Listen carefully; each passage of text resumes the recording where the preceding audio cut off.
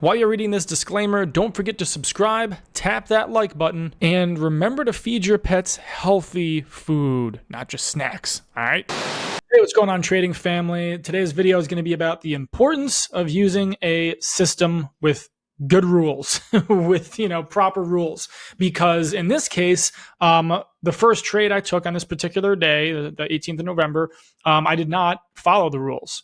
I was like, I know better than my own rules. I know better than my own indicator. And when I see something that is good, I'm gonna just go for it. I'm gonna give it a swing, right? Now I use an analogy a lot when we're up to a bat and we're swinging the bat, right? We're trying to get a nice hit. It could be a single, it could be a home run. It doesn't really much matter to me. That being said, the cool thing about trading is it's not just like baseball where 3 strikes you're out. As a matter of fact, the interesting thing with baseball is it's not 3 strikes, because what if you foul the ball off? That doesn't count as an additional strike, right? To me, a foul ball is just another break-even trade, right? I'm still in the game. I'm not out, okay? The cool thing here, too, is you're 1, 2, 3, you're out, 3 strikes, you're out kind of thing. There's more open. How do I put this? It's not as stringent as baseball is. And what I mean by that is we can try and get a triple every time. We can try and get a single every time. We can lay down a bunt and call it a day, right? And the cool thing is you might be considering your win rate, hitting your take profit. I consider a win break even or better. So if you've even made $1, right? Or even if you got out at the same price that you got in, but you had to pay the little bit, dozens of dollars or $100 or $200 in fees to the brokerage to open and close those trades. Again, that's better than a -1 in my book, right? So again, because you got out at the same price that you got in, it's still probably considered a loss. It's not going towards your win rate necessarily. It was a couple $100 in losses potentially. Let's say if you're risking $1,000 a trade, or dozens of dollars, if you're risking a couple hundred, whatever it is. It's what I'm trying to say is it's easier. You can still bat better than 300 like you're in the major leagues and still make a good chunk of money. Now, having a win rate that's 80, 90%, even better, right? So what I'm trying to say here in too many words is statistically, if you're using the right system and you're up to bat swinging, you shouldn't be losing money like every other trader. Here's the problem. We all get emotional. We all get impatient at some point. The key is to not be that, right? Let the markets dictate. So again, I know I'm 3 minutes into the video here and I haven't talked about really the first trade yet, but what I'm getting at here is the reason why this first trade was a break-even trade for me was because I was trying to follow one of my strategies instead of checking all 3 boxes on my strategy. Now, this strategy was based around order blocks, and I was like, you know what? There's this big, heavy order block right here. There's another order block right here. The probability that the price is going to bounce up in this area from here to here is pretty high. The problem is when I didn't wait for my indicator to turn green and I was going for a buy signal right here, because I saw this, I saw this start to go up and be again, it was looking like it was going to be a solid up candle, which it was. Again, good time to get in. If I got in and out at a 1-to-1, cool, awesome, made a little bit of money. I don't like scalping that way. Because to me, that's gambling and not trading. And that's exactly what I got here. I should have got my butt handed to me. I should have been out of here at a loss. I was not, luckily. And why is that the case? Because this was a 1-to-1 trade. Actually got as high as a 1-to-2.4. So I could have tried to get out here, especially when it wicked here a second time, right? I could have got out here and made $1,500 on $1,000 risk, right? But I did not. Oops. There. I set my stop loss a little bit above break even here. So if the price had come back down below that, I got taken out. And it was actually, I think it might have been a little lower than that. But long story short, I was around break even after the commission and fees. So it was no harm, no foul. I made the mistake of even being in the trade. So whatever. I'll take a break even all day. Well, now we're starting to see another area of consolidation. Again, the bottom of this order block here got beat. It got taken out. So this could have continued far down, but the reality was this was just a big liquidity grab. All the people, all the retail traders that had their stop losses here got taken out. And then boom, the markets, the market makers moved in, started buying up. I saw all the momentum switch. I did not get in here. I waited just about until I knew this was going to turn again. Maybe I jumped the gun on this one. I could have gotten in a little bit later on a trade and still made the same money, by the way, and waited for my actual trading rules. But I basically saw, the trend had gone down. You got a nice pullback. The price wasn't going back down. You see some wicks here.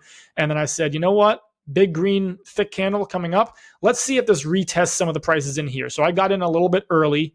If I'd gotten in here, I might have gotten wicked out on this red pullback right here, but I did not. I made sure I wanted to get in early to see if it was going to retest these highs here, and it did.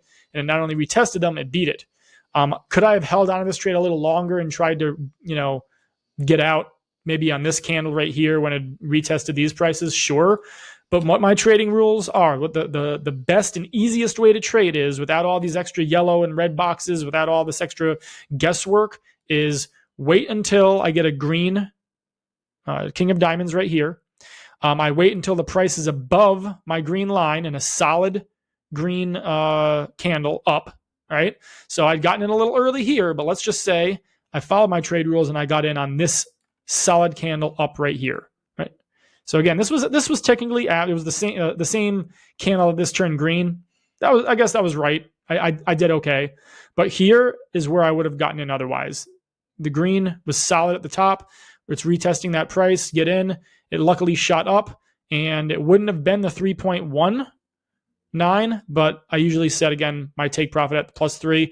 It would have just barely wicked the price here. So again, maybe slippage, maybe would have gotten the +2.9 out of it, but ultimately I was fine. Oops, let me move it back to where it originally was.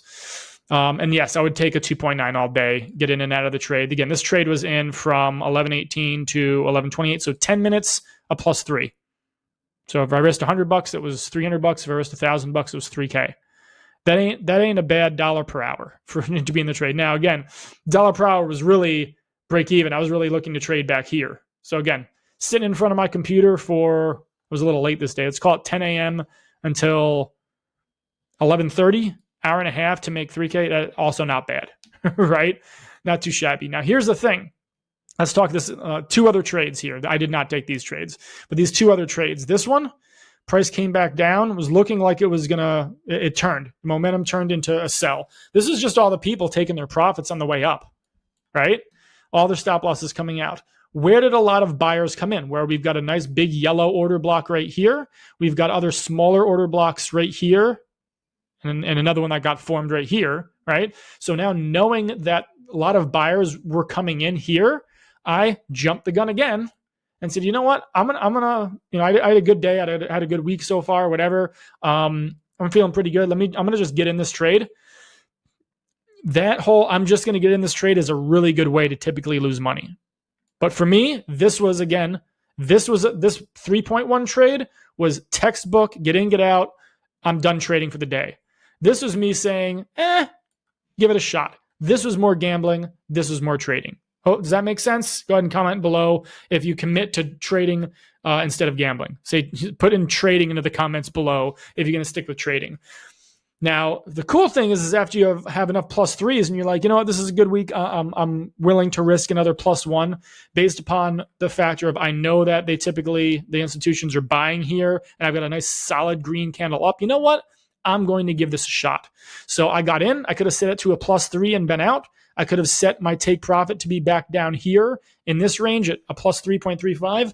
I didn't because I knew that the morning range ended up here. So I was like, you know what? There's people that were selling up here.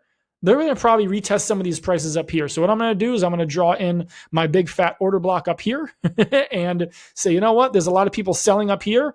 I'm going to have my take profit right at that line. And I could have set it where my dashed midway point line is. I could have tried to set it up here and not had it hit. I wasn't getting greedy. I wasn't going to set it here. I wasn't going to set it here. I set it right for the bottom of this block right there. Again, highest probability, right? And that one, 5.8. Awesome day. Walked away, had lunch, got caught up on other work, around the office kind of stuff. And then I just happened to come back. I probably came back somewhere in here just to kind of give it a peek at the end of the day. It said, wow, like we had a new low here, but the prices are still testing here. There's still a lot of selling going on. Maybe I could, see if it's actually going to be a solid, opportunity to buy at the end of the day. Again, because usually, again, the last hour and a half is a little bit more volatility. And you can actually see that here in the last hour or so of the day. Price went right back off. But in this case, I was like, you know what? I don't mind, again, risking another 1 risk-reward ratio. Let me see if I can just get a quick scalp. I don't like scalping. I really don't like scalping. But in this case, I was like, let me see if I can scalp. We had bottom, hit the bottom again, wicked it, had a nice solid green up. I'm like, okay, if we've got momentum going up, let's see if this is going to continue or not. So I got in here. I set my take profit. You can see this line right here is at the bottom of this green candle. So I said, this is the area where all the buyers ran out last time. I'm going to make sure I sell there too. And you can see that the buyers did go up a little higher, but this was a nice solid 1.5 trade in and out. 1, 2, 3, 4 minutes, whatever, good to go. Right. I came back later and I was like, okay, well, if I had traded later in the day, what would I have done? And there was 2 opportunities to get into other trades. Again, indicator, King's Clyde indicator, red King of Diamonds, meaning I'm only looking for a sell at this point. The price tested up, lower low. I'm sorry, a lower high, a lower high, a lower low, and then right here we had a solid candle down. This should actually be right there. But solid red candle down, that is my entry. Now you can see it kind of came back to my stop loss. Because I wasn't at a 1-to-1 yet, I did not move my stop loss yet. I have to be at least at a 1-to-1 if I'm going to move my stop loss. Which if that's the case, if I was at a 1-to-1 here, I might have moved my stop loss back and gotten out of that trade at a break even. Maybe. Again, right? And that's following my strict trade rules as far as that goes. In this case, just I let it run, and not only in this case did I let it run, I saw a lower high, a lower high, a lower high, a lower high, and then another huge wick. I was like, man, I'm getting in as soon as we cross the royal bloodline again, right? So and again, I didn't do these 2 trades. This is just hypothetical, but these were nice 2 solid entries to get. This is a 1-to-3, and you can see it hit there. I just get this out of the way so you guys can actually see both entries. And then again, I probably could have gotten in this here. Either way, it's still a 1-to-3. But I got it basically rated as it was crossing the royal bloodline again. Again, I saw a wick, saw me cross, got in, and then another 1-to-3. Great rules. And then the rest of the day just was choppy, nothing solid as far as that goes. So I wouldn't have looked to get any other trades. It came down here and it basically did a big wick right where this other order block was. So I'm like, I might have been looking for buys when the green candle came back, but again, not a lot of opportunity there. I would have already at this point like made enough money where I'm like, I don't want to give my money back to the markets, So like once you make money, once you make some profits in the market, walk away. Have the discipline to walk away so you don't lose what you just made. So that being said, guys, have a great rest of your day. I hope you guys enjoyed this. Watch some more videos. Make sure you subscribe, comment down below, like this video. Love y'all. Hope you guys are enjoying this, and there's a lot more to come. Thanks.